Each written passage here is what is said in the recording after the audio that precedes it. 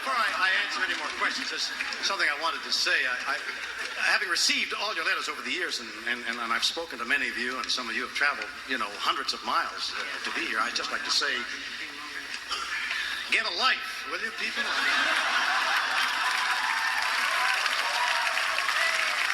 I mean, for crying out loud, it's just a TV show. I mean, look at you. Look at the way you're dressed. You've turned an enjoyable little job that I did as a lark for a few years into a colossal waste of time. I mean, how old are you people? What have you done with yourselves? You must be almost 30. Have you ever kissed a girl? I didn't think so. There's a whole world out there. When I was your age, I didn't watch television. I lived. So move out of your parents' basements and get your own apartments and grow the hell up. I mean, it's just a TV show, damn it. It's just a TV show. Hey there, Skullheads. I'm Snags. And I'm old Silky. I'm Mike.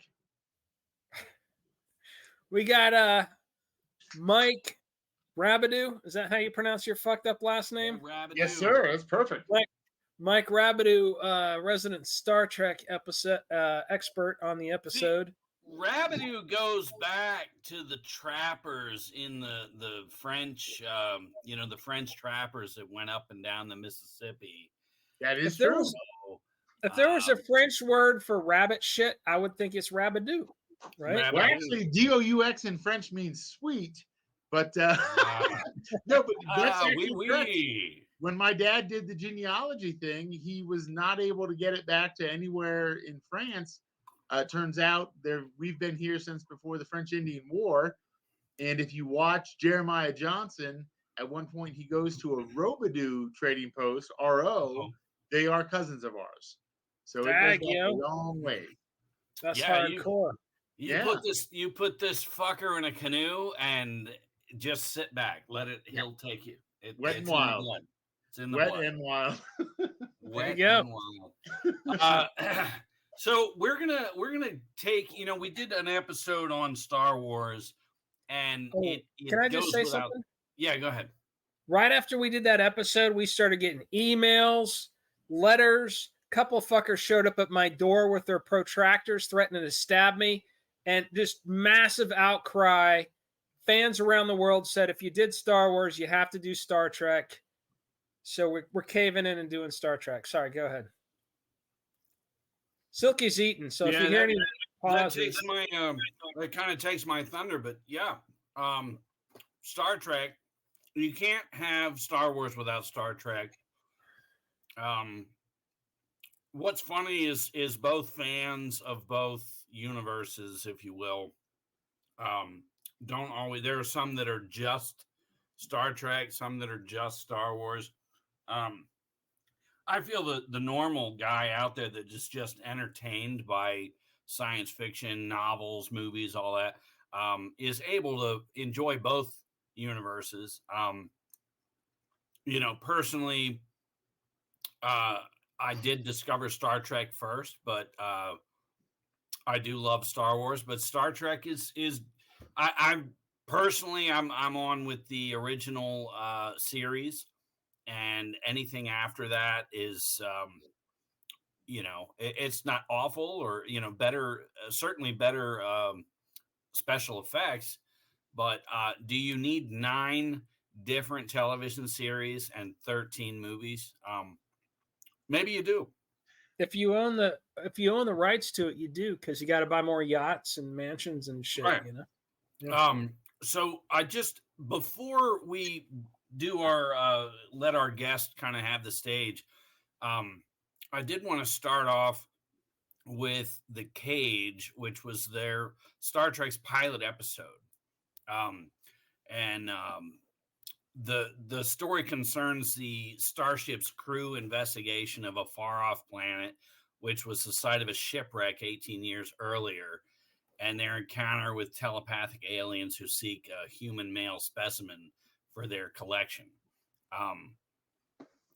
That almost describes what most of the 3 seasons were, where they go to answer some remote radio signal or something. I mean, you even had Alien emitting a thing, and they go down to check it out. It's an idea, you know, that you've seen in other things.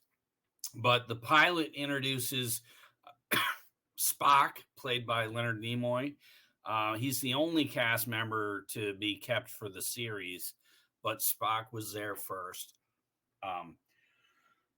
You did have one of the pilots dyed her hair blonde and came back as a nurse who had a constant crush, I think, on Bones, but he certainly never gave her the D when the cameras were going. Unlike all the other sex scenes in that show, there may have been some tension. Yeah. And so that wrapped up in it started in 1964. They filmed that first pilot, and Gene Roddenberry takes it to NBC. They rejected it in February of 1965. And so he does another pilot. But what's interesting is Lucille Ball of Desilu, of I Love Lucy, but Desilu, you know, it was through them. She really liked Gene Roddenberry, and she told NBC, hey, give him another chance. You know, they didn't like The Cage because they said it was too brainy. You know, we don't expect our average viewers to really think about this stuff. And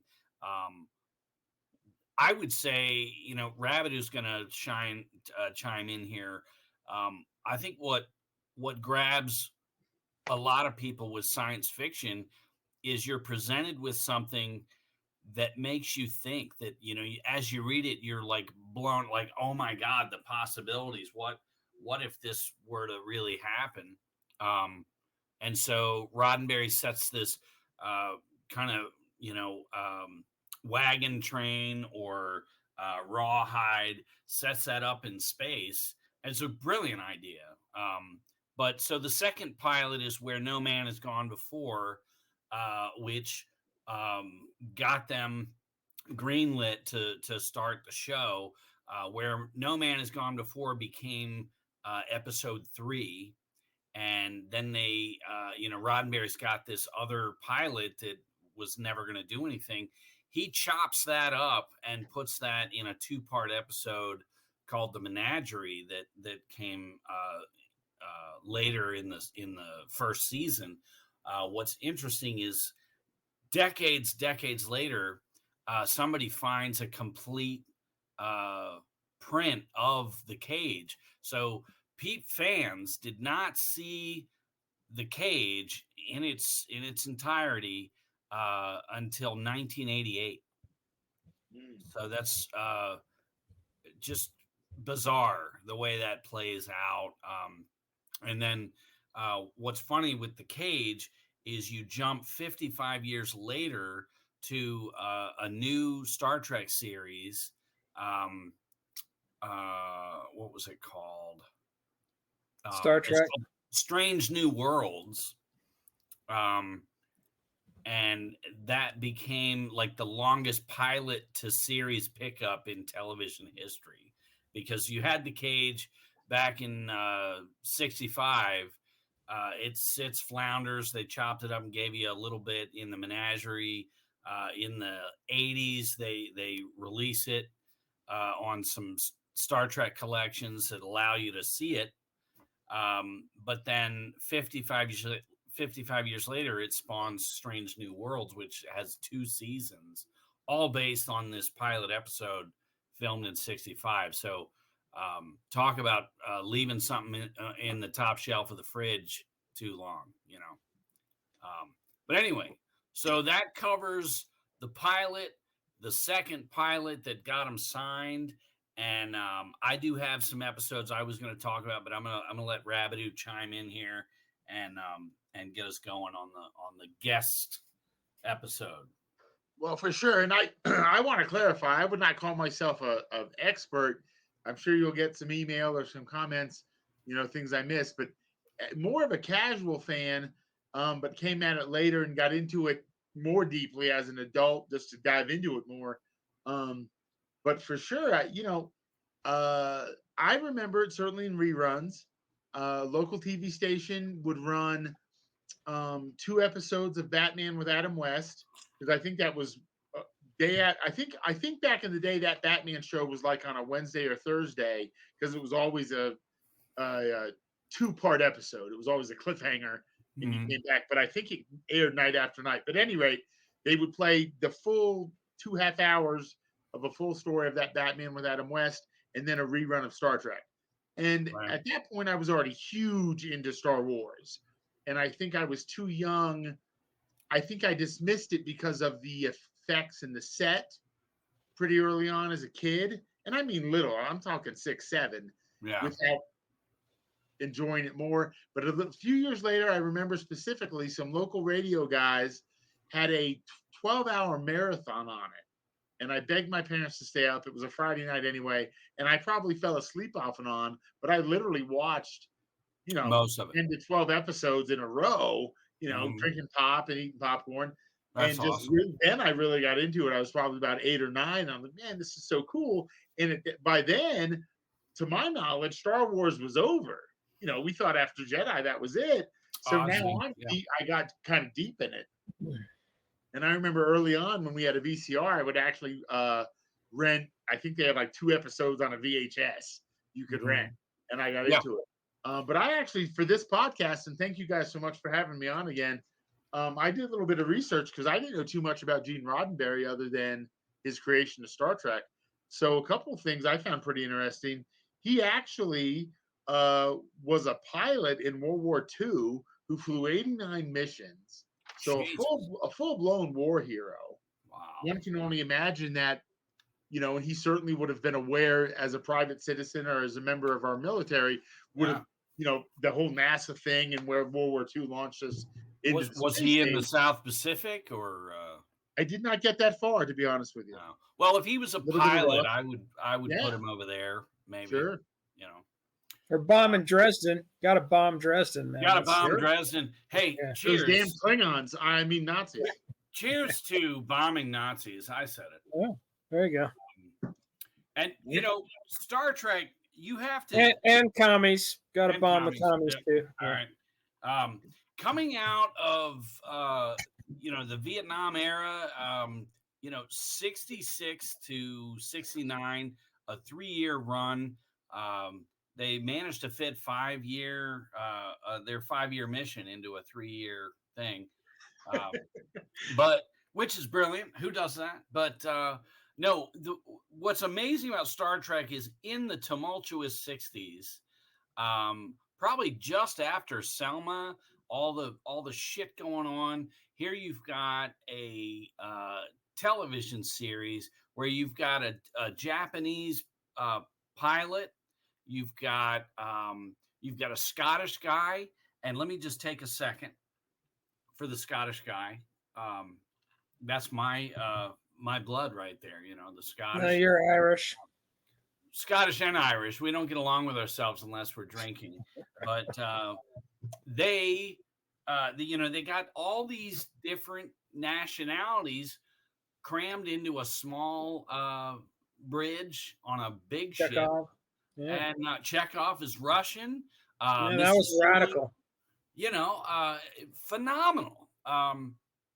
And they just, because, hey, we're in the future and all this petty racist bullshit is in the past, we're jumping to brilliant. We're going to go out and be mad at aliens instead. Real quick. So like I said, by the time I was into it, we're talking 85, 86. Okay. And I'm not going to compare it necessarily to the Cuban Missile Crisis, but there was some real notion as a kid that we might have a real problem with the Russians in real life. And for me, I remember thinking, man, it's so hopeful that maybe this will work out and we will get together as a species and explore space. So there was a real legitimate thing to that. And I don't think that was lost on Roddenberry in the 60s for sure. It's easy as you get older to kind of oh God, here's another Star Trek offshoot series. But you have to. It's a soft spot because I say, here's a show that continues to just have diversity, to continue to have the different races, and everyone's fine. It's not, oh, here's our Japanese character. It's just there. They don't discuss. It's not exposition. It's just part of the show. Well, and done so far, 30 or 40 years before the notion of political correctness, it Right. seems like Roddenberry did it as an interesting concept and from very forward thinking. Yeah, not done to curry favor, but done as a true creative enterprise. What I dug about it was that I think it wasn't up until Deep Space Nine when Roddenberry was gone, but in his concept of that universe, religion was an outdated thing that there was really no use for it. Yep. And for me, I dig that. Mm-hmm. Well, it's funny that I'm actually thrilled that Snags thought of that, and I actually read, and I didn't know about this before I was researching for this evening's episode. He actually thought, and he was quoted as saying this in his private life and in the press, he thought religion would be gone by the 23rd century, and that is. And then from my perspective, I don't see how we would get to that point in space travel without that happening. Because I like that. Also come down to there's always going to be gullible people, though, that they can't stand the uncertainty of death and the uncertainty of life. I would say religion. Scientology will still be around. I'm sure of that. Yeah, unfortunately. No, hey, he was a good writer. That's a whole other episode. Yeah, he was a good sci-fi writer. That's true. Religion is a campfire in the darkness of the unknown, and I think some people need the warmth of that. They need the security blanket. Other people are like, hey, you know what? I'm going to live in the moment. I'm going to treat people as fairly as I can. I'm going to live a good life and be good to other people. That's all I need. Personally, that's my Lemmy. Well, you also need Lemmy. You got Lemmy's the one exception to all that. You got to worship. Absolutely, Lemmy. You need Motorhead in your life. All hail our Lord and Savior Lemmy Kilmister. But other than that, the difference is I know that Lemmy existed. There's no question. Yes, and we have proof that Lemmy was here. Lemmy walked among us. I stood on the mountain and I looked down. You know the rest. Yeah. I what is it? I rode with the king. I rode with the king. Yeah. Rabideau was inspired and actually watched Where the Buffalo Roam recently. Oh, right? Good. Yeah. I had seen it and I have it on DVD, but I probably haven't seen it in 15 years. After your podcast, I did watch it again. I love it. I do prefer it to the other Las Vegas movie. Although I still like that movie, I definitely prefer the other. It breathes a little bit, is what I would say. But so let's get started with Star Trek. You got Shatner, who had been in some Twilight Zone episodes. He actually did a couple of movies. What's crazy to me, and I'll have to look it up, and while you guys talk, I'll get the title. But Shatner plays like a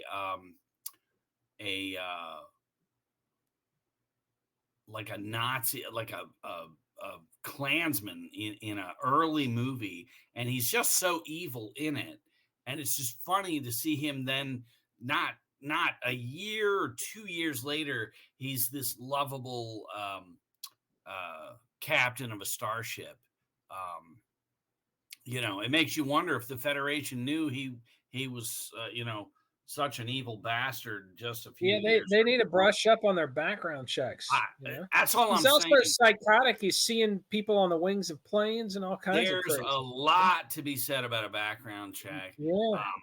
But I got sidetracked. Star Trek ran for 3 years and then they wrapped up and everybody kind of, what am I going to do now? And They actually had a Star Trek animated series. It was Saturday. I remember morning. that with the green alien dude was in there. Early 70s. Yeah. And a lot of the actors that were on Star Trek did the voice for the cartoon, which you would never have that now because of I won't lower myself. These people were trying to pay the bills, and back in the good old days. Yeah, and then Shatner's doing fucking butter commercials. And not to mention his amazing musical career. And yes. I think Leonard Nimoy did an album. And Nimoy had some album, and I believe Uhura did a album. Nice. But yeah, Shatner did butter commercials and then did all the game shows where you got to guess the word or whatever. Oh wow, I didn't know that. Yeah, Shatner's in some of those. If you track down like there's some game shows. There was a game show channel, and randomly, here's fucking Shatner popping up with his wife, and they're just. Well, wasn't, if I'm not mistaken, wasn't it one of the early shows to get put on reruns? Like yes, for that era.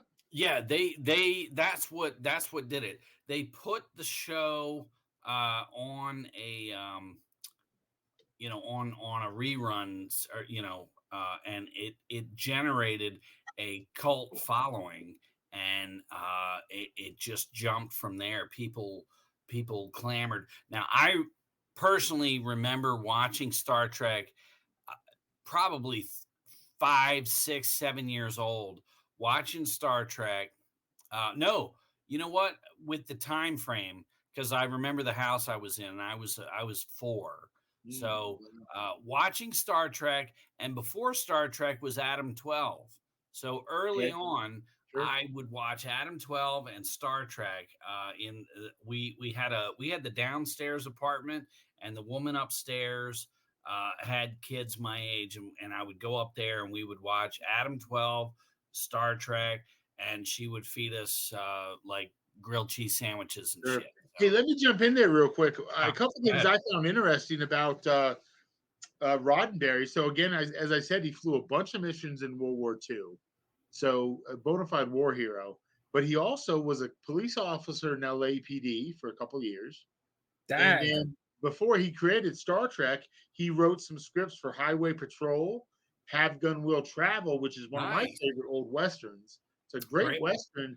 Because Roddenberry had a wooden hand. Apparently. I don't know. Go ahead. But then also created a show called The Lieutenant, which I couldn't find too much else about. But then, of course, as Brett said, in '64, wrote and got the stage film for Star Trek. A couple other funny things I found interesting. Just he was kind of advanced. To have that opinion about religion back then was not super common, or certainly not spoken about publicly. That's back in the '60s for sure. But he had a long-term affair with his assistant, and from what I could gather, I think she lived with him and his wife. So it wasn't like he was macking like the OG throuple. Nice. Like he had the ideal unicorn wife that lets you bring the little. I guess so. So hey. Home. He didn't have the communication or the ability to beam off and on planets, but I would trade it for the throuple scene. So he originated the mind meld, where I'm going to put my cock in your mouth and I'm going to put my fist in your ass. Solid stuff. And then he also had come stop special. Snags, these comments are forever because it's on the show. Well, you started it, so. Well, I found this intriguing. He had an extended affair with Nichelle Nichols, who, of course, played Uhura. Dag.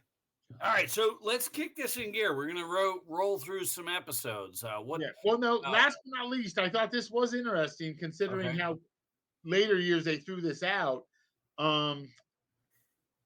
He was the first writer of TV to get a star on the Walk of Fame, which I did find interesting, because if you go out there now, that whole walk is so cheesy because they've given it to everybody. Well, they're putting anybody.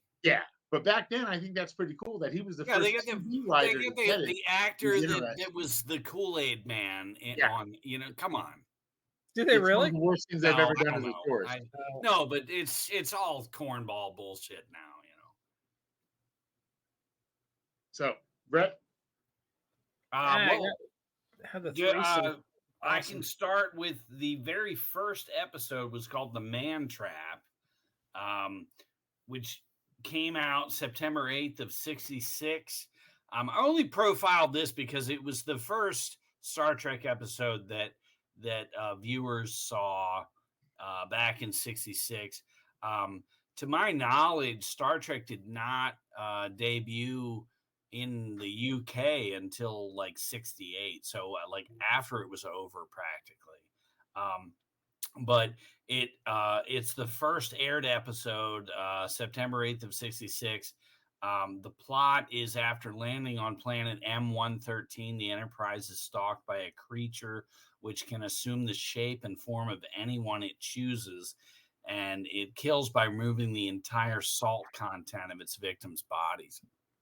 So it's a space age vampire episode. The premise is they go down to this planet,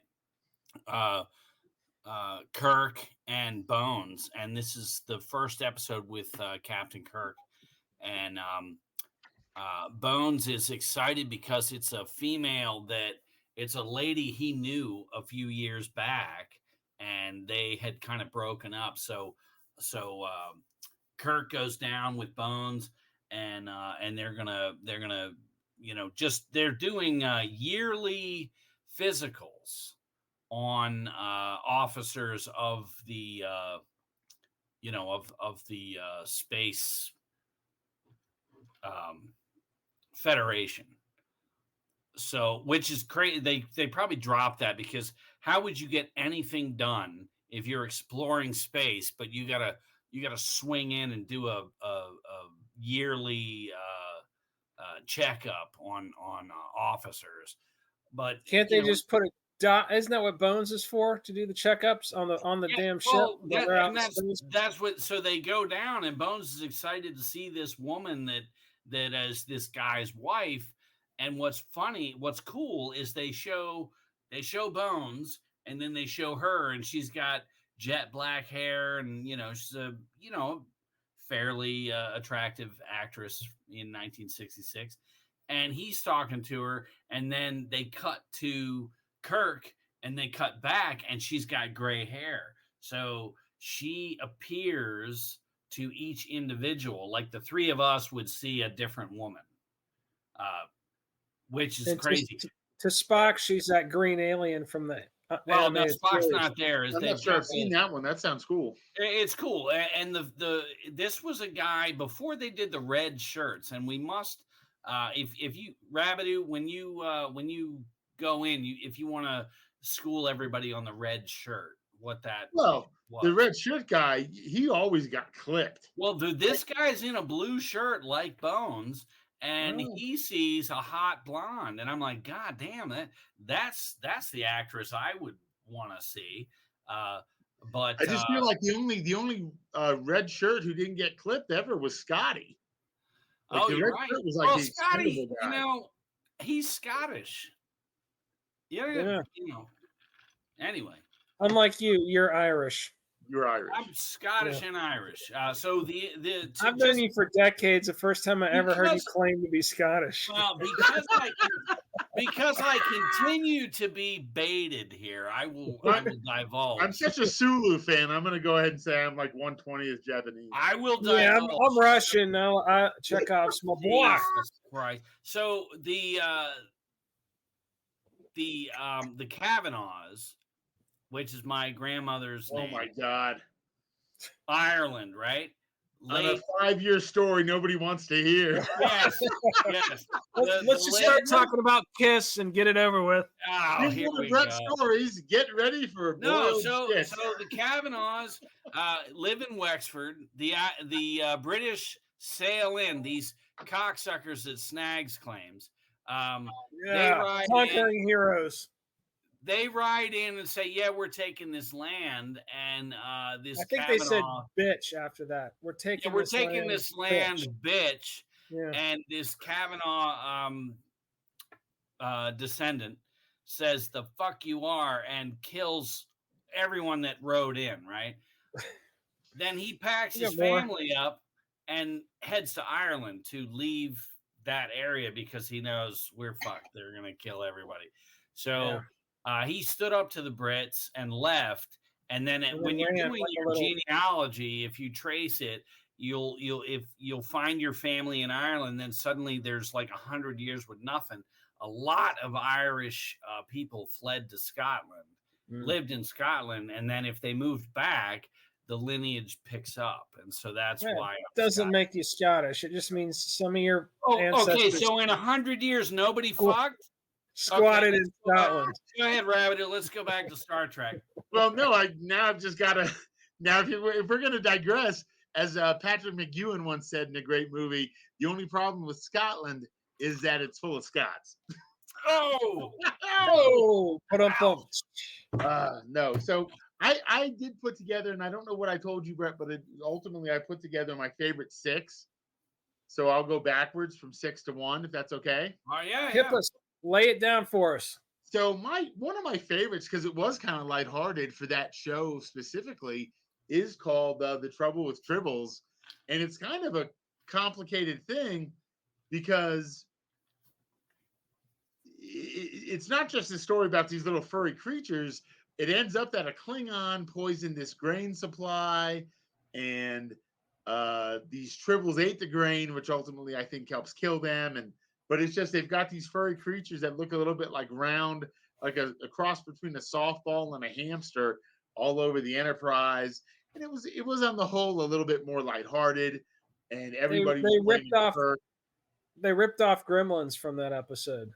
Oh, probably, no question, right? Yeah. I mean, the word gremlin goes back before that, but the whole thing of the Mogwai and all, sure, absolutely. And that generation of film director, who was that? That was, I know Steven Spielberg helped produce it. Joe Dante directed Gremlins. Was that generation that saw Star Trek when it was new, when it was on live. Yeah, so they may have ripped it off, but it's a similar kind of concept. I remember that episode. Sure. Yeah, that was a wild one.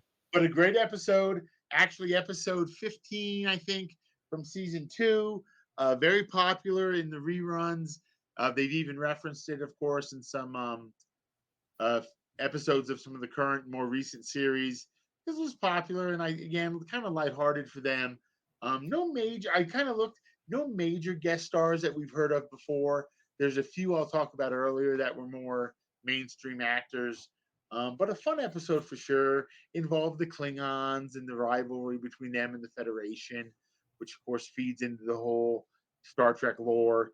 Between them and the Romulans, two of the other species out there who kind of were the fly in the ointment from peace. The Romulans looked suspiciously like Vulcans, if I recall correctly. Didn't they look pretty similar? For sure. It wasn't until Star Trek: The Next Generation they gave them a little bit of a makeup update. It's funny you mentioned the makeup or the effects. I was looking recently again for the podcast. I was like, why didn't it last longer? Because what we think of it now, it's like, why was this on? A couple things people should remember, particularly on the young folks listening. 3 seasons. That was 79 episodes. That wasn't this 8-episode nonsense we get now. No, they're doing 29 episodes, 26 episodes, 24 episodes. Yeah, so in reruns, if you had a local TV station as a kid running reruns, that's obviously more than a year worth of shows. That's like 7 seasons of Bosch or one of these new shows. Well, you watch really hadn't established. Yeah. You watch Perry Mason. It's like they did like 36. They were working every fucking day. Those people broke their butts, man. Yeah, Perry Mason. Hey, you're on a top show. Get your ass in the studio. And they were happy to have it. You damn right. Happy to have it. Not like these spoiled fuckers now. Well, sons of bitches. Let's not get started on that. 8 seasons and I'm on strike. My elbow. Oh God. Yeah. We're losing money, so now's a good time to strike. Right. I'm sorry. Right. Don't even get me started. No. So you touched on which episode? Trouble with Tribbles. Oh, while you were in the bathroom tribbling, he no, touched I was on in the tribble. kitchen, topping off the beverage. There you go. What's funny is I watched the tribbles today. I would have lost money. I thought Harcourt Mudd was in that episode. He's not. Who?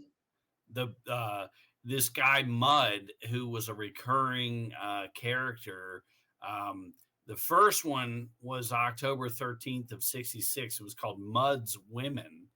And it's this basically before Han Solo, you had Harcourt Mudd, who was just wheeling and dealing, always doing something. Mudd's Women is an episode in the first season. After stopping a vessel in space, Kirk and the crew find a very odd captain with a very strange cargo. The captain of the vessel is Harcourt Fenton Mudd, known as Harry to his friends. The cargo are 3 lovely women, and he's transporting these as brides to these mining colonies. And what's funny is in the chase, the Enterprise blows their crystal lithium crystals used to power the engines are destroyed. So they kind of burn themselves out chasing after this ship. And so they go down to this nearby planet that's a mining colony. And they're, Kirk and Spock are wheeling and dealing with these miners. Hey, we need to get these lithium crystals. Everything's great. Meanwhile, Mudd realizes here's an opportunity. Hey, I got these 3 women. Who wants to get married to these super hot bitches? And he almost undermines Kirk, and they almost don't get out of there based on this kind of almost like if you go to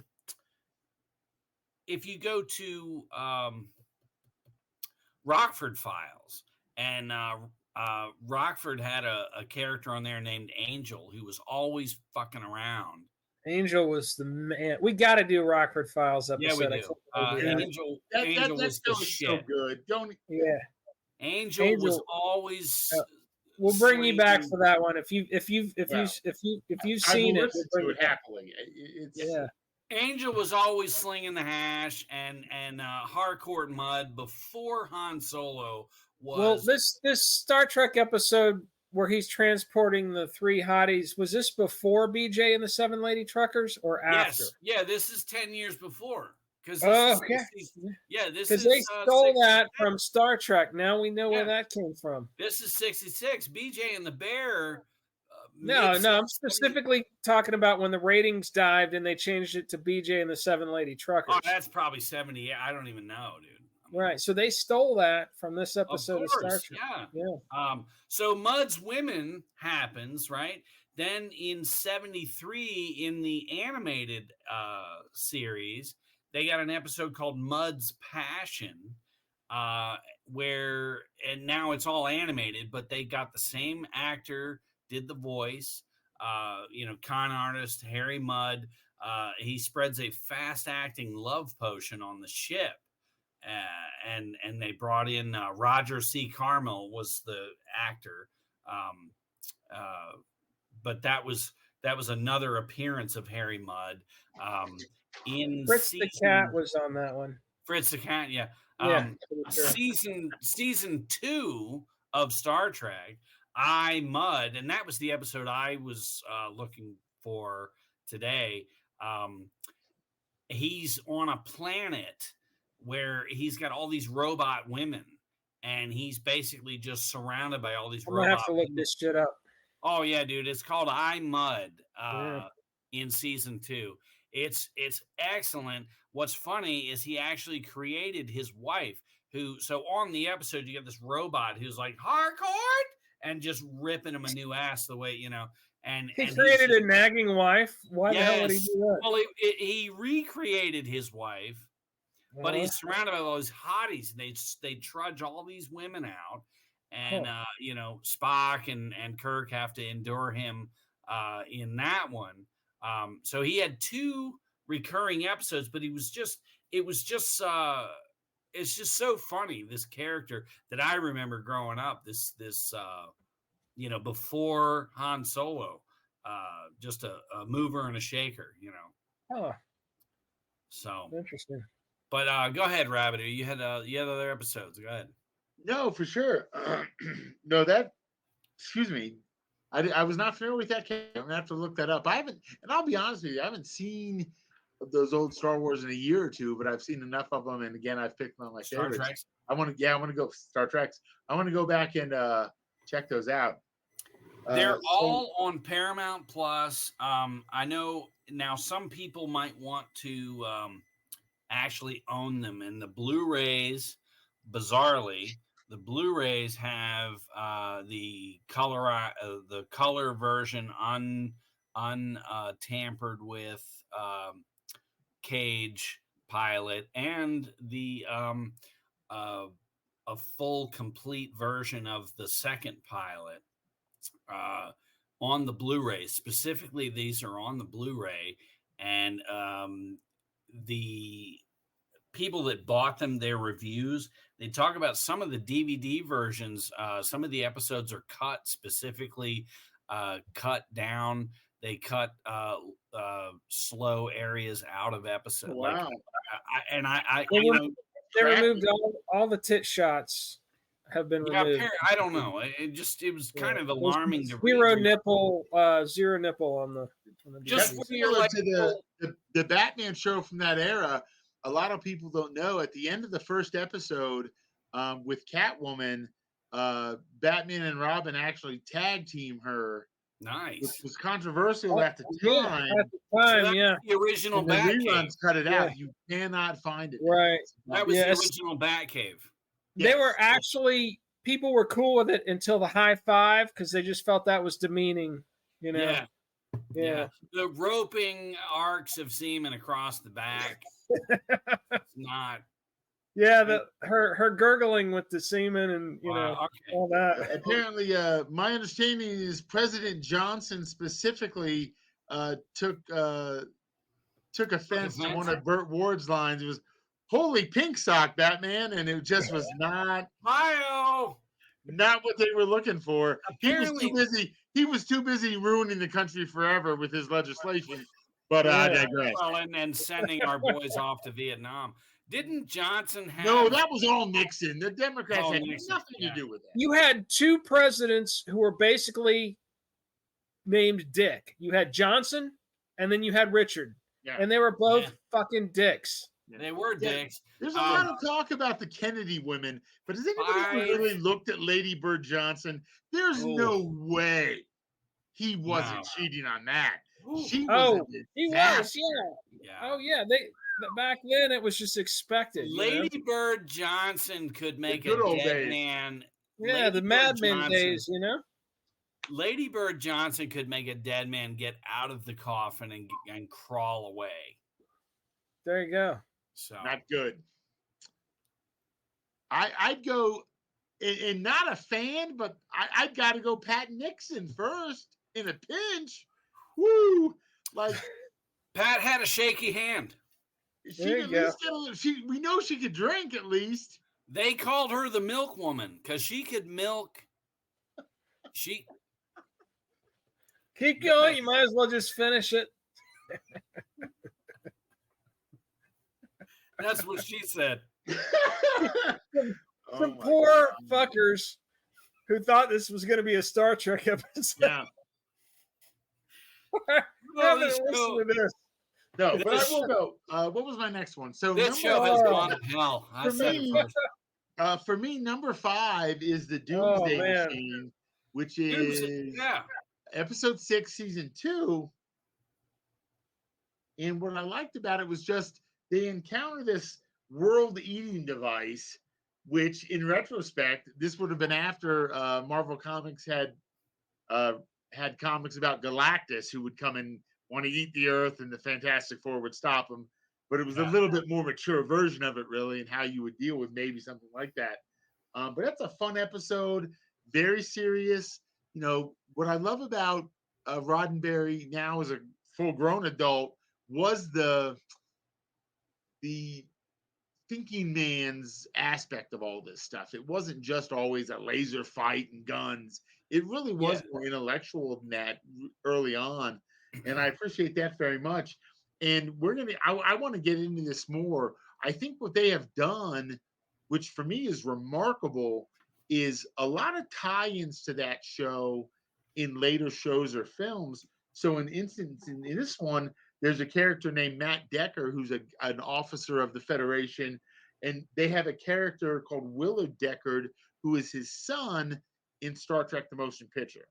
And that sort of tie-in from film to television, or television to film, rather, in this case, very, very clever to me, and have almost done, I would say, a better job of any popular action films of the last 30 years, and we'll get to that for sure. You touch on that, the Wrath of Khan. I'll get to that. Brilliant. If you've written something about it, we'll stop right there. Let me just say, though, I remember when I was fucking 10 years old, right? Star Wars comes out, it's this big hit. Paramount realizes, fuck, we've got this Star Trek property. Let's do a movie. Exactly. And they put out this movie, Star Trek: The Motion Picture. I remember my mom taking me to it. I'm 10 years old. We go, we watch it, and it's whoever fucking made that, and you probably know, Mike, I know you'll get to it, was like, oh, I'm going to try and make 2001: A Space Odyssey. Yes. The most boring movie. And I remember when every character came on screen the first time, everybody's, or tractors are clackling throughout the theater. And by the end, everybody's just like, what the fuck? What the fuck was that? Yeah, nobody. I would tell you could get any Star Trek guy on. I mean, dude, that first movie was bullshit. Well, no, I will defend it. I think, and of course, Roddenberry was involved. He was still alive. Yeah. I think that really was a thinking man's. It was, but what's funny? Let him talk, Silky. On some level, I will say this, and I'm going to quote a friend of mine. I've got a buddy, and I'm not involved with him business wise, but I'm going to plug his shop. Roman Chavez here in Colorado Springs owns a comic shop called REC Comics. It's his initials, and he says something that I do find funny, and it is fun because we constantly, we get in there. There's 3 or 4 of us in the shop, and we're trashing whatever's going on in a comic or Marvel movies or whatever. Jay and Silent Bob walk in every now and then. Oh, exactly. Yeah, but he has a great thing about it, which I do enjoy. He says, we're complaining about ice cream. Like, this is all fun. It's great stuff to complain about. I really don't even think the comparison between Star Trek and Star Wars is all that fair, simply because Star Trek was an earnest, imaginative idea of where we might go in a couple hundred years. And Star Trek is a fairy tale. It's Muppets in space. And to Lucas's credit, there was no notion that it had anything to do with us or our galaxy. Right. Everywhere you turn around, there's a new Muppet. It's a goofy comparison. I would compare Star Trek to other things like Disney's Black Hole, which wasn't great. Things like Babylon 5, Battlestar Galactica, these other ideas of our species. But those are all Westerns set in space. Forward. Yeah. Every one of those. And I think Star Trek. You know what is fucking awesome? Really held to his dream of an intellectual idea of this, not a shoot 'em up, not, a bunch of violence, but rather an intellectual idea of space exploration. Do you know what the parallel to Star Trek is, in my opinion? And it's the same thing. It's humanity's future, but it's flipped around, right? So Star Trek is kind of the centralized Earth government federation going out and exploring space, right? And which is good. It's a great show. And then the flipped around version of the individuals going out and exploring space, trying to get away from the fucking centralized government, is Firefly. You ever see Firefly? That show is Joss fucking Whedon, of phenomenal. course. But it's actually along the lines. I think you could say it's that same genre as Star Trek, where you've got this future of humanity thing, and it's just thinking about where we might be. Is there a jump off of Firefly? Because that was like a very popular show, and it wrapped up. But I think they did the show, and then they did a movie called Serenity, which was the name of the ship. It's all phenomenal. It's all phenomenal. Was there another series after Serenity? No, that was mostly that was created and I think written, and I'm sure with the TV show, different people directed it, but that was a Joss Whedon thing. Yeah, and he got Buffy tagged, the Vampire Slayer guy. He got tagged in around 0203 at Marvel. He wrote a 24-issue series called the Astonishing X-Men, which is unbelievable. And it was so popular that they pulled him on he wrote and directed the Avengers and the Avengers Age of Ultron.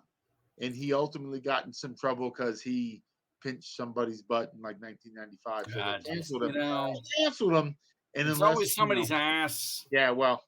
Getting in the way. Unless you're in politics, you're not allowed to do that. Yeah, right. Yeah. Well, what I was gonna weigh in on with you've got your age-old debate where the Star Wars people say their stuff's better, and then Star Trek is really the reason that Star Wars even happened. But I would say the Star Trek movie would not have even been greenlit had Star Wars not been so fucking popular. Like Snags pointed out, for sure, there was a moment where, Battlestar Galactica, Battle Beyond the Stars, the Roger Corman flick. There were all kinds of Star Wars. Flash Gordon, for sure, which might be a whole other episode. I love that Flash Gordon. Yeah, we should do a Roger Corman episode. For sure, yeah. There's a whole conversation about George Lucas and his fascination with Flash Gordon, but that'll be another day. Yeah. No, but I will say this too, to Star Trek the Motion Picture's credit, and I agree, it probably would not have been greenlit without Star Wars' massive success, but I feel like they still stuck with the Star Trek notion of the thinking man's intellectual side of that subject overall, because they could have easily said, well, we'll do Captain Kirk will just have two phasers and they really stuck to that idea. I think they took it to the extreme though, and at the expense of a good solid story arc, in my opinion. But they made up for it in spades with Wrath of Khan. They came back and just fucking knocked it out of the park. Oh yeah, Wrath of Khan was amazing. There's one Star Trek episode. The boss, the plane guy was in there. What's his name? Ricardo Montalban. Yeah, so that's plays Khan. I'll jump to that. We're all over the place, but that is my number 2 episode of the series in and of itself. It's called Space Seed. Oh yeah, that was based on an episode. Yeah. Yeah. Oh, absolutely. So and I probably saw Wrath of Khan 2 or 3 times before I made that connection. Even for that screenwriter to take that show and go, here's a sequel to that.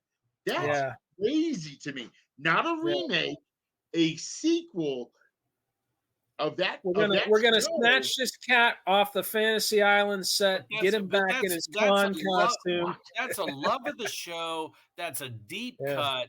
That's you and I driving down the highway, and I put on like 10 Years Gone by Zeppelin. That's a deep cut. Wonton song, man. That's the deep cut. Let me be clear about this too. I just thought about this recently. Sorry. Name me another movie from 1980. This came out, of course, in the movie came out. I want to say 82. The episode came out. I think that was 82. Yeah, 1967. Yeah. When you think about it, that cast, including Ricardo Montalban as Khan, they were 60, at least 55 years old. Old fuckers, not like us young guys here cast talking about it. Who pulled off a massive hit. Yeah. That was No, not it was heard of cool. back then. That Hollywood has always been a young person's thing. That to me is kind of important. And It's all in the writing. episode. It's all in the writing, first of all, and then the director not to mess up the writing.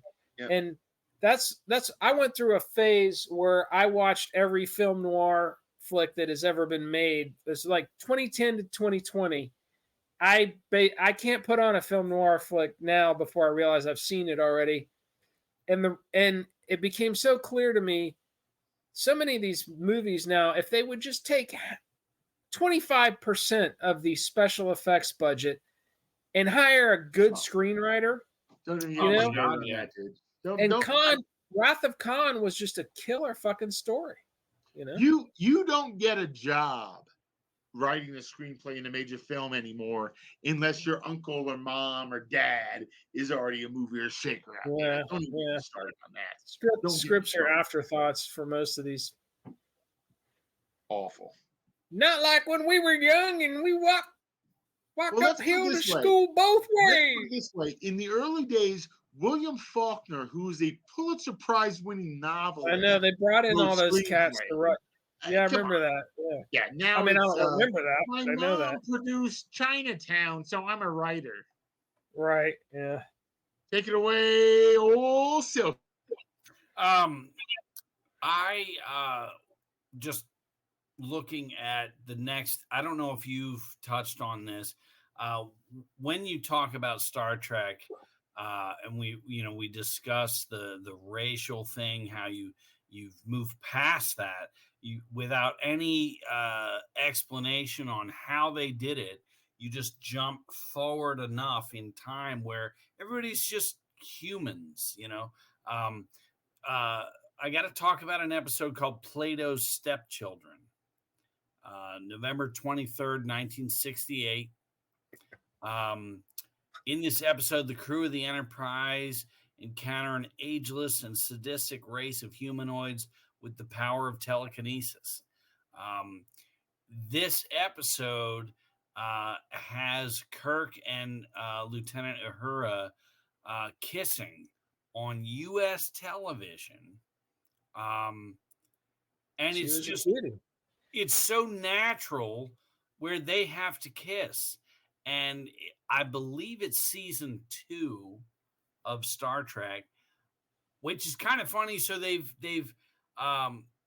exposed you to 2 seasons of these characters and the fans and everybody's watching, and the only people that saw it were the people that were watching the show anyway. Went, okay, so he kisses her and they see the reason why. It's done very naturally. It's not like the world splits open because a white man kissed a black woman. It should not be such a defining moment, but sadly, it became like, oh, this is the first time on national television. But that's the power of Star Trek, Well, and let me say this too. I would argue in film or television, Nichelle Nichols might have been the best looking African American lady up to that point. Hello. Was smoking hot. Beam me up, Scotty. Holy cow. Yeah. Yeah, she was a hottie for sure. No, I mean that was the great thing about the show, though. It was portraying a future, not only technology and everything, but just attitudes. How attitudes could be in the future, which have I'd say we're a lot farther along than we were in the '60s, but we're not to what they portrayed yet. Well, not to jump too far ahead, but not at the time, but in retrospect, I really dig how Star Trek: The Next Generation had a Klingon as a trusted, beloved member of the crew. They kind of kept that progression. As they went along, we will progress and figure out how to work with one another. I believe it's season 1. One of the most action-packed episodes has them going after the Klingons. and I'd have to do some research, and I should have. I apologize. I should have looked at which episode this was. I went down a rabbit hole today tracking down the mud episodes, and there were 3, and I did profile those. But there's a great, just full on, nonstop battle with the Klingons, space fights, lasers shooting, the whole deal. And they did. I wish they'd done more episodes like that, but like Snags has said, this was, or Rabbit, this was a thinking man's science fiction adventure series. So they did more of the let's mentally outwit the bad guy. Even in the cage, we go back to the very first pilot episode. These guys would kind of force you to do their bidding based on your hallucinations, and Pike realizes it's all fake, and so he's able to outwit them. But I think even beyond that, it brought up, and I'm not, Star Wars is what it is, and I have more Star Wars crap hanging up in my office. Don't we all? Don't we all? But Muppets in space. Star Trek was Star Wars was a much more simpler idea. Star Trek does get into the intellectual idea of, once you're out in space, this other species isn't necessarily a bad guy. It is on some, and I think even the original show brought this up. We exterminate ants and spiders and cockroaches in our culture. To some of these other species in advanced technology cultures, we are that cockroach and ant. And it was more of a gray area. How do we figure this out intellectually? Well, and I think that is just very interesting versus Star Wars. Sure. Things like, what's the Will Smith movie? iRobot? No, that's Asimov. The aliens. What am I saying? Independence Day. Independence Day. It's just a big shoot 'em up. I think there's something to that, and I think it has more in common with the science fiction going back to Weird Tales magazine all the way into the 60s and 70s, what Harlan Ellison would call real speculative fiction, not space opera. Right. You had some Star Wars is definitely space science opera, fiction. Star Wars, I love Star Wars. I'm not going to begin to crap on it. But Star Wars owns so much to Flash Gordon. Absolutely. Which is a whole other thing. And how has there not been a Flash Gordon resurgence? I will tell you why. The same reason John Carter failed. The modern audience doesn't read. They thought that John Carter was ripping off Star Wars. Well, they thought it was Jimmy Carter's kid. Movie. Huh? John Carter is a really good movie. It's brilliant. It's a great movie. They would think that Flash Gordon was ripping off Star Wars. Mind you, there was a Flash Gordon movie after Star Wars. Queen did a killer soundtrack with Queen and I enjoy football. Ming the Merciless and all that shit. Yeah, but you had the football. The guy was a football dude. I don't know if either one of you are aware of this. Starting as simply from the Star Wars, that story crawl out in space with the introduction. Yeah, that literally is Flash from Gordon. A Flash Gordon serial from the 40s. Yeah. And also, Flash Gordon, it was a little bit different. In the Flash Gordon comic strip, Mongo was one planet, but it was all these different ecosystems. So all George Lucas did was that this is a desert planet, this is a snow planet. Yeah. He just changed it to planets. Yeah. He wanted to make a Flash Gordon movie, but no one would pay for the rights. That's so awful because in as much as I like Star Wars, it's so derivative. Oh, That to me Burroughs. is why it has fallen apart long term. Burroughs was absolutely phenomenal, and if they had previewed John Carter as 100 years ago, William Burroughs wrote, and done that intro, people are like, oh, what's this? And what does John Carter have to do with William Burroughs? he wrote it. William Burroughs wrote it. William S. Burroughs. William S. Burroughs. Tarzan. Tarzan wrote a No, series. no, Edgar Rice Burroughs. William S. Burroughs wrote Naked Lunch. I'm sorry, you fucking moron. I'm drinking whiskey. Yeah. Jesus Christ. I was like, what the Brandon fuck? knew what I William was Burroughs talking wrote. about. I said yes. I wasn't listening. William S. I'm not ragging on you. I'm picking on the other Edgar guy. Rice Burroughs created Tarzan. Yeah, Edgar Rice Burroughs did a series, John Carter on Mars. Yeah. And it's like 7 or 8 books that are just amazing about a guy from Earth going and being kind of put in these horrificidally. Edgar Rice Burroughs might be a whole other show because I am blown away by him, frankly. Oh, Edgar was almost like H.P. Lovecraft, where he just pulled the rock up and all the creepy crawlies underneath.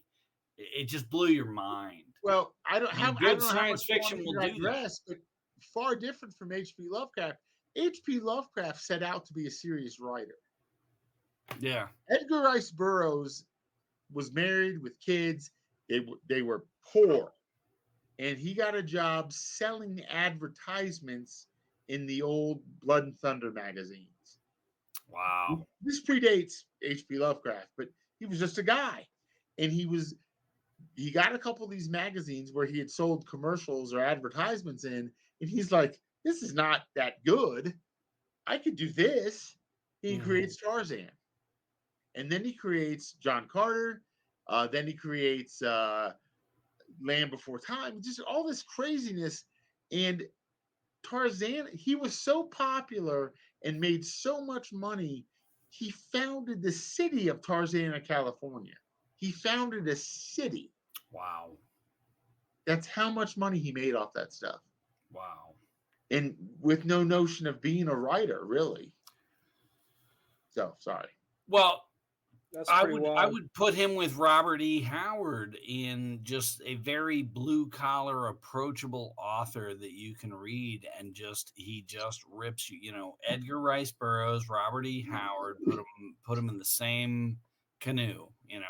Alfred E. Newman, very approachable, epic authors that created characters that I think will outlive us all.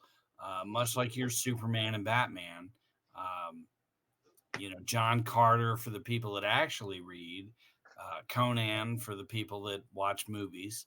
But, so let's get back to Star Trek. I think we have just completely gone off the rails.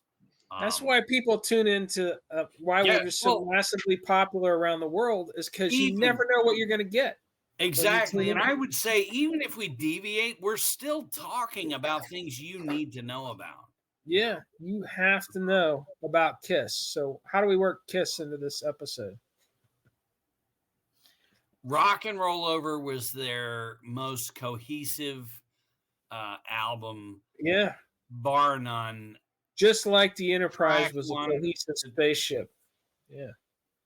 All right, go ahead, Rabbit. Mike, save us. In all seriousness, though, having listened to most of your episodes, I do feel like it's just kind of like a conversation of a couple guys or a few guys or gals having a pop, having a drink, and talking. And I think that's what's fun about it. Brett and I old Silky and I have talked about this.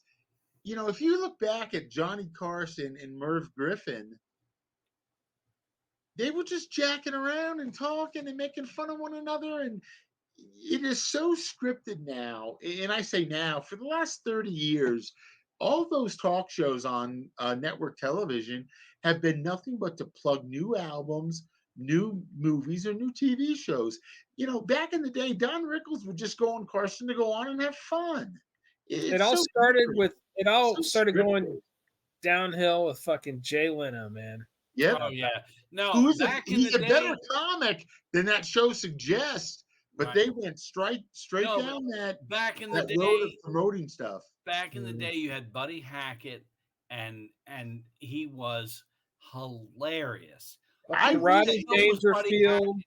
I recently saw a clip with Buddy Hackett, and what was he doing? This was a true story. Okay. His dad, and I think his dad was on this rare episode of Star Trek. No, but he was on the Tonight Show, and he swears this was a true story.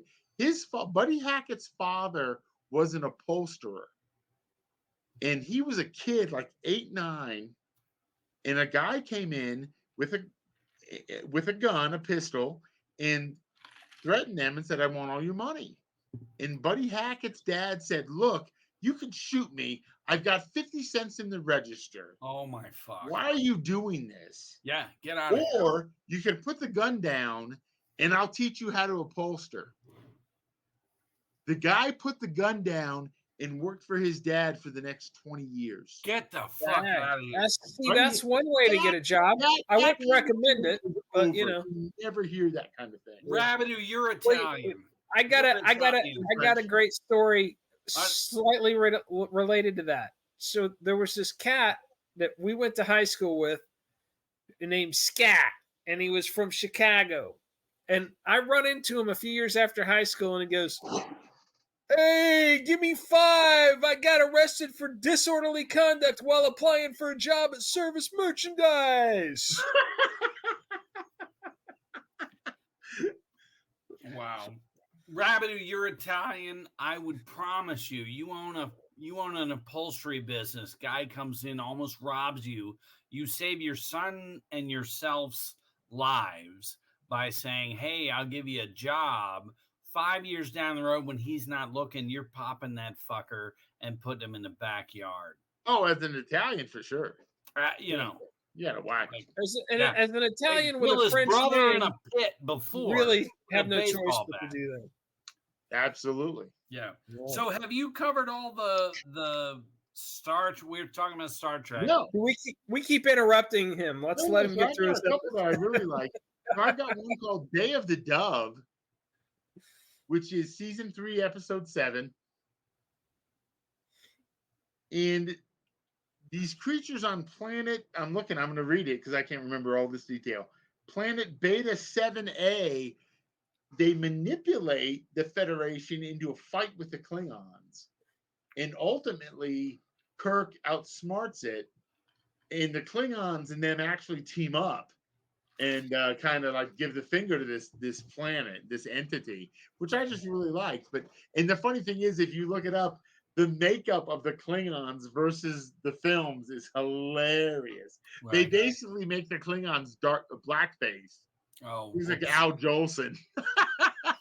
There's like no difference to their shape of their face or head or anything. The guy who played the main Klingon, though, his name was Kang, which again, a ripoff of a Marvel comic character's name, Michael Ansara, if you look up his Wikipedia, he was in a million shows and movies, and he actually was married to I Dream of Jeannie, Barbara Eden, which I found interesting. Barbara Eden. So wait, you're saying a no-name character actor landed Barbara Eden? Yeah. Oh, Barbara Eden. There's moments you put that show on, you're just like, shut the front door. Yeah. When we were all young, we all dreamed of Jeannie. I'm just saying. Can you imagine back in the day? Ridiculous. That outfit was super risque. Larry Hagman. You know what? Let's just take a second. Yeah. I got a drink. Larry Hagman. I said it. So Larry Hagman, yeah. Raise your glass. I think there's an episode in the very first pilot of Star Trek before the cage. It was called Dallas. Larry Hagman was the main guy. Raise your glass to Larry Hagman. Larry Hagman. Well, you know what? I'm fascinated by this subject.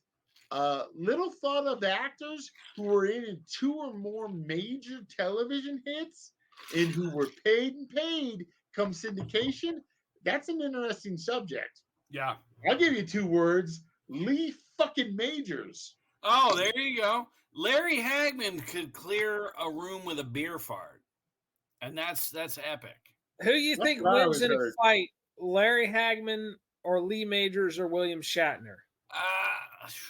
I'm going with for my money in terms of what I enjoy. I go Lee Majors because I don't give a shit about. I don't give a shit about Austin I think Lee. you got the $6 million man / the fall guy. He's gonna get the big Valley in there. Yeah. He's gonna wipe the slate clean. Snags, are you forgetting about Big Valley? Yeah, Lee Majors was in Big Valley. That character, $6 million man.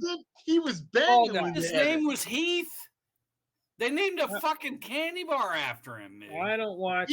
I'm banging Linda Evans. Yeah. $6 million man / the fall guy kicks everybody's ass. Even that fucker from Big Valley. Well, you'd Heather Thomas was on the Fall Guy, and good. Yes, I do remember that. All right, so let's keep the Star Trek going. Where are we at? What do we got? So Day of the Devil. Then episode I love. My next 2 episodes involve time travel. A piece of the action. That's a good one. That's a good one. Were there gangsters? Yes. Yeah, in the 30s. I love that. And I think that, part of that, the creativity kind of fit the budget. Like, hey, we've got these sets, we've got these costumes. Right. Yeah. Really solid. Season 2, episode 17. And basically, they visit a planet with Earth-like 1920s gangster culture and running-esque dialogue and costumes. It was scripted by Gene L. Kuhn, 1968. Was the last episode to air in the 8:30 p.m. time slot, but I liked it. It was a fun time travel thing. Versus my number 1 episode, which I might spend a little bit of time on with your indulgence. Yeah, hip us to it. Over. We keep cutting you off. And that reminds me of a story from when I was 7. This show has gone. This is going to be an epic hilarity, but I need you to go take it. Rock that episode. Like this. And I didn't really appreciate this till probably about 5 years ago. I bought the DVDs of season 1, and I know I had seen it before, but it really just hit me more as a grown adult. And I think it's the best time travel, certainly, in my opinion, the best time travel story in TV or film. In prose, maybe not. Sitting on the Edge of Forever, the screenplay written by Harlan Ellison. Harlan Ellison, again, maybe a subject of a whole other episode, famous sci-fi writer, had been writing professionally at this point for probably almost 30 years, wrote a lot of TV. I think I already mentioned him on another episode about the Terminator being a ripoff of his stuff. I remember that. Sitting on the Edge of Forever. The episode is great. Harlan didn't love it ultimately, but the episode basically is this. Bones, they go to this thing and they meet these 2 entities who are the guardians of forever. Bones has got this crazy infection or sickness, and he rushes through this portal. And another guy, a red shirt guy, and Kirk and Spock follow him. And they're basically in New York City before America's in World War II, but the Germans have already been very aggressive in Europe. And they end up in this homeless shelter, basically. Spock wears a ski thing that hides his ears. Very clever. And I think it's what is her name? I apologize. She used to also be on Dynasty. I mentioned Linda Evans earlier. Linda Evans. She was in a Penthouse magazine in the late 70s. Joan Collins. I'm sorry. Oh, Joan Collins. Joan Collins stars as this lady who runs this homeless shelter and cares about people. She's super passionate. She's filthy. Yeah, beautiful, of course. Yeah. Well, back in the day, her and Kirk really fall in love, and Kirk is there's this notion that they might not be able to get back anyway. So Kirk really invests. He throws in. Yeah. Captain Kirk really throws into this relationship. And did she let him have threesomes with his assistant? No. It's much more traditional than that. Very chaste. Not marriage material then. No. Yeah. Very chaste. But Spock, meanwhile, is trying to find Bones and help him. We don't know where he is. And Kirk just buys in and falls in love with this woman. And they find out that because of her pacifist notions, we don't end up going into World War II. And very possibly at that point, Germany and Japan would win. Yeah. And because Roosevelt is so inspired by her mission of peace and love and all this. Well, bottom line is, and I'm going to spoil it big time, right? They figure out where Bones is, and Spock figures out how to cure him of whatever illness is freaking him out. Kirk realizes that history will be changed forever if she lives.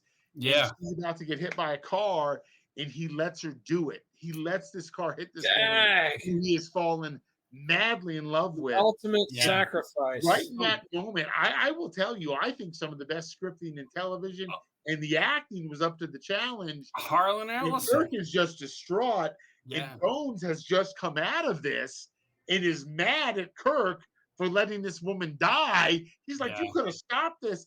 And he goes, you know what you've done, Jim?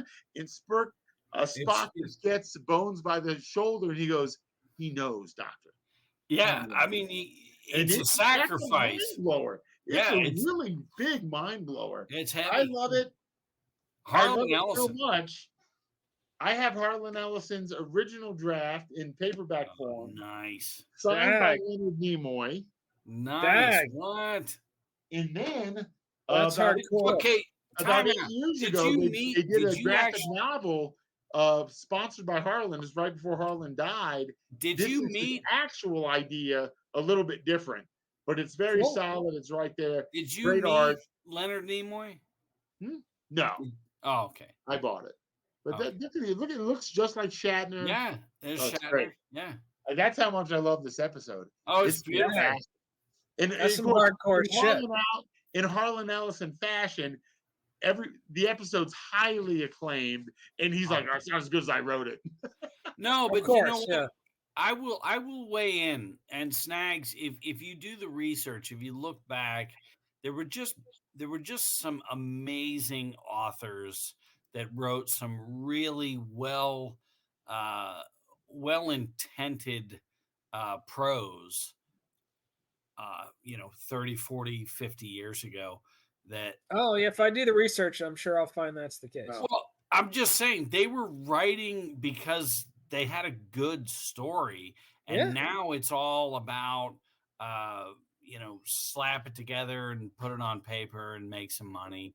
I think I said that about a half an hour ago when I was talking about film noir. You don't have the weight of an H.P. Lovecraft, a Harlan Ellison, where a story is just so fucking good. You're like, it shuts you down. You're like, oh my God, what did I just watch? Now it's just it's formulaic. It's so formulaic that I'm watching a show. I mean, all of us, we're watching a show and you got a real good, well-fit young cat that's built, and he's dealing with some bad guys, and he's got a little brother that's a little touched, maybe on the spectrum, maybe a Down syndrome little brother, and all of us are going to be like, yeah, he's going to die before the episode's over, and it's not. There's still good writing now, though. You can't just say, because you look at fucking Breaking Bad, you look at The Wire, you look at Bosch, you look at The Wire. Deadwood. There's a lot of good Firefly, like we were talking about. Taylor Sheridan, almost everything that. The what's that? Yellowstone and the offshoot. 1923. All of it. So there's a lot of good writing now, but there's also a lot more shit out there. Taylor Sheridan, I don't know if he directed it, but I know he wrote Hell or High Water with, and as a goofy tie-in, Chris Pine, who plays the modern Captain Kirk, and Jeff Bridges. That's a fantastic movie. Yeah, that's a good movie. But it wasn't a hit. Yeah. No, well, I'm pretty sure I saw that. Yeah. I guess my point is there's just a lot of you just lose. There's so much crap out there. There is a lot of crap out. I can't tell you how many times I'll be browsing Amazon Prime just looking for something that has some semblance of being good. Depth, grab and you me. just go 2 hours wading through shit to find something that's good. It's just amazing. Well, you know what? There's so much that comes out now. I know I will miss some good stuff. I find myself watching Rockford Files. Yeah. I find myself watching Star Trek. I find myself watching Magnum PI.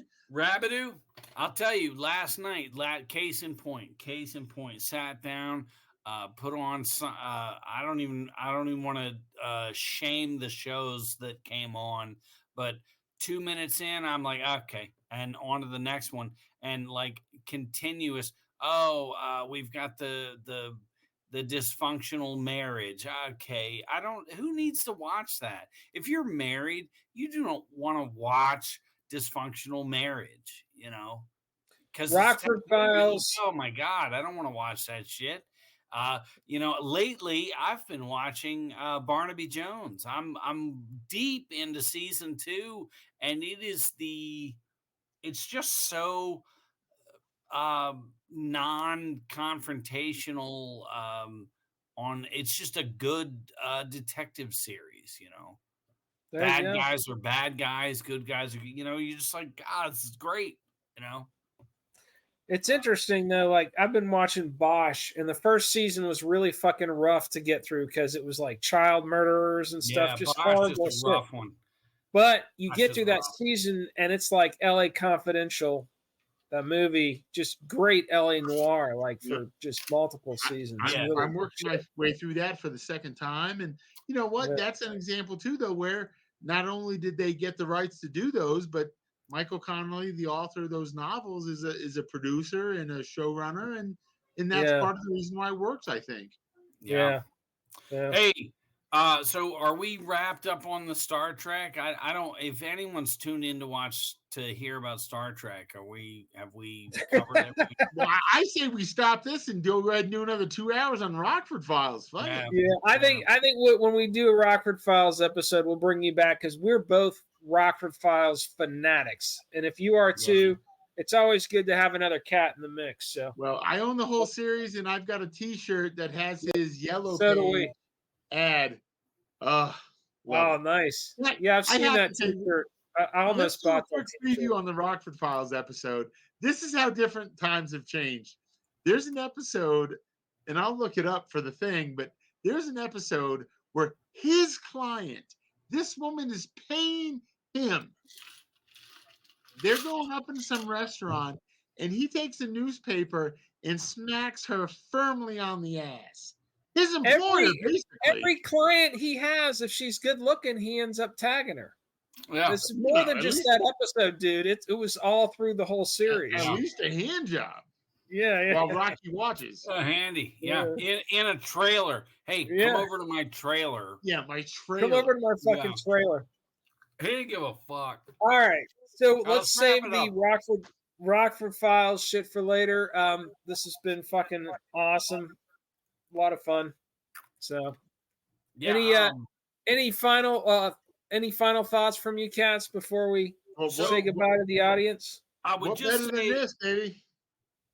Live long and prosper. And I'm out. I would just say if you're into Star Trek, I just realized this is not a visual thing. I gave up. I gave up the Spock. That's why I said live long and prosper, so our cats could hear that. No, but anyways. Obviously, if you're tuning into the Star Trek episode, or maybe if you checked into our into our show and have no concept of Star Trek, it is a phenomenal show, a great series. It spawned 9 separate series well into the 2000s from a show in the 70s. I mean, think about that for a minute. You're not going to have Columbo spawn 9 separate, which is a shame because that's it is a shame. Absolutely. Star Trek is one to check out if you are not up on that. But anyway, check out our website, snagsandsilky.com. We've got merch, stickers, t-shirts, hoodies. Eric Stevens did 3 different designs for us graciously, and they're very phenomenal. Check those out. Buy a t-shirt, buy a hoodie. Christmas is coming up. Father's Day, Arbor Day, New Year's, Halloween is right around the corner. Maybe you want to President's Day. You gotta Day. buy.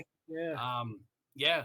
All kinds of reasons to get your ass onto our website. Or Snags. just send us money. Just email us. We'll tell you where to send money. Not to mention Columbus Day, because I know he's the only guy ever in history who isn't perfect. And, and just recently,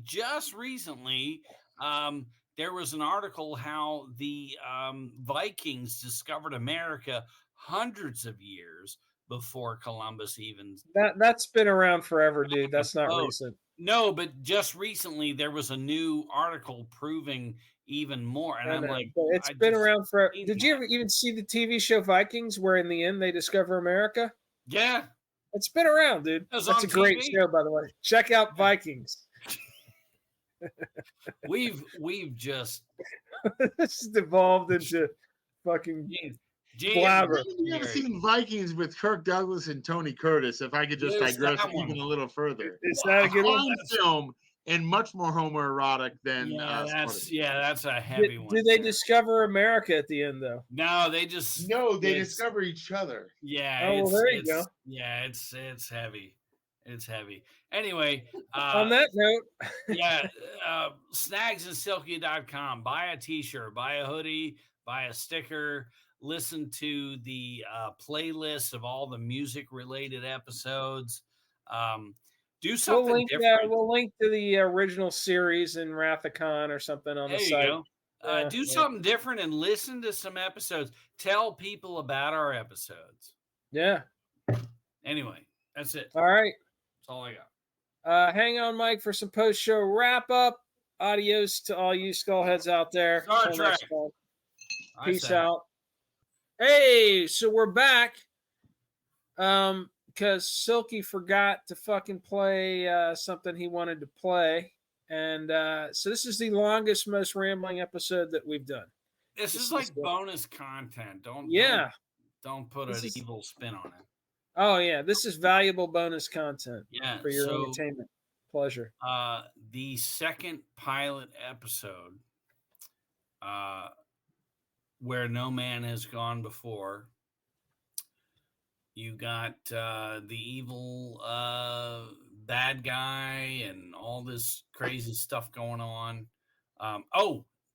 You know what? It's not that episode. It's the... Like I said, this is the longest, most rambling... It's called Charlie. It's called Charlie. I'm going to get you... This was a Columbo episode, not a Star Trek episode. Yeah, keep talking. Charlie. Wasn't that the name of a bad cologne? Oh, really? Charlie? Oh, it was Charlie's Angels. This was the pilot episode for Charlie's Angels. Without the angels, it was just Charlie. Yeah. It's just John Forsythe banging chicks. John Forsythe. Snags, thank you for getting and that. Then they send you here. I'm trying to just pull up. Here we go. No.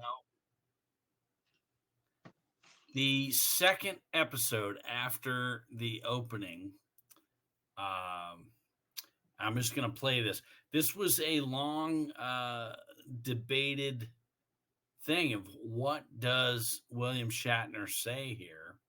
There's a phrase you're going to be listening to that doesn't sound like it would be in a Star Trek episode. Yeah, and while this is playing, I'll tell you the exact name of the episode. But this is worth the wait. So, God bless America. Here we go. Okay, you ready? Here we go. Sock it to us. Pizza, whatever it was. Kelso is dead, strangled. At least Spock's alive. Dr. Dana, is he right with me? Don't give him a pill until after I'm gone. My fault. Mitchell got as far as he did. Did you see the direction? Yes, it was the morning light. They were headed across the valley to the left of the Point of Peace. There's flat land beyond. All right. You don't need the rest of the scene. So what's the phrase that we're looking at? They're hipping these cats to. I swear to God, he says, "Did you see that erection?" So we're gonna call the bonus content Star Trek 2. Did you see that erection? Yeah. Did you see that erection? What did you hear, Rabidu? I heard erection.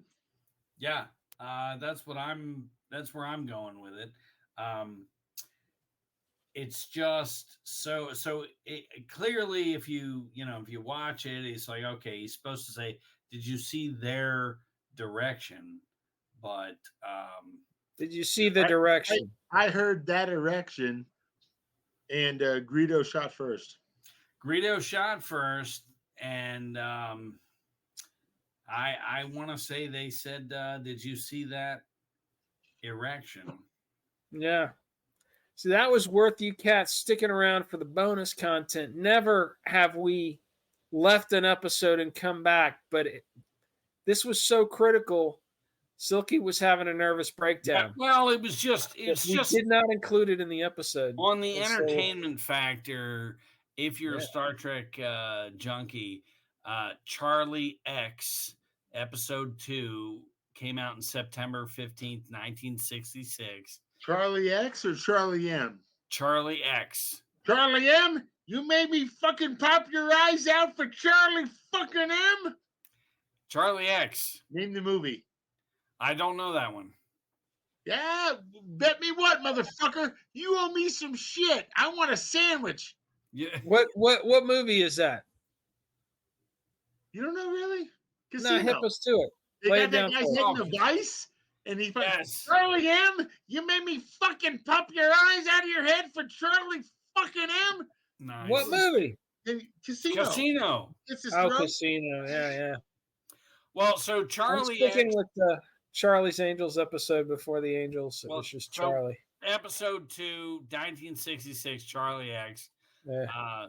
Great episode. I think you should play it again, because when our listeners were listening to it the first time, they didn't know what to listen to. Now play it one more time and see if they can hear him say, "Did they see that erection?" All right, let's do it one more time. Encore performance just for our listeners' benefit. I'm sorry, I really think that's what they. I think so too, and it's important. This is critically important for if you're a hardcore Star Trek fan. Here we go.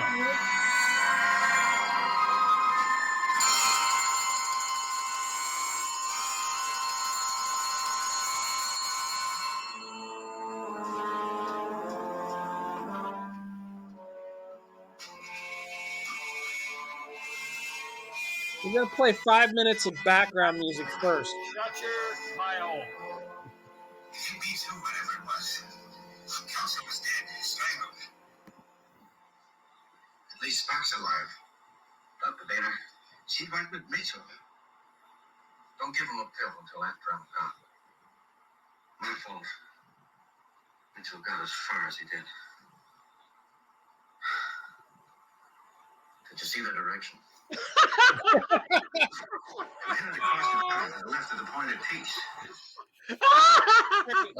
Definitely said, "Did you see that erection?" Oh my God. Did you I was just about to make a smart comment when he finally said it. Oh, he says, "Did you see that erection?" He does. Absolutely. There's no doubt. Yeah. I think you can get a forensics cat in a police lab to analyze that sound file and confirm that. So the doctor is waking him up on the carpet in the Enterprise. He's like, "Hey, did you see that erection? Did you see that Did you see that?" Just veiny. The morning wood.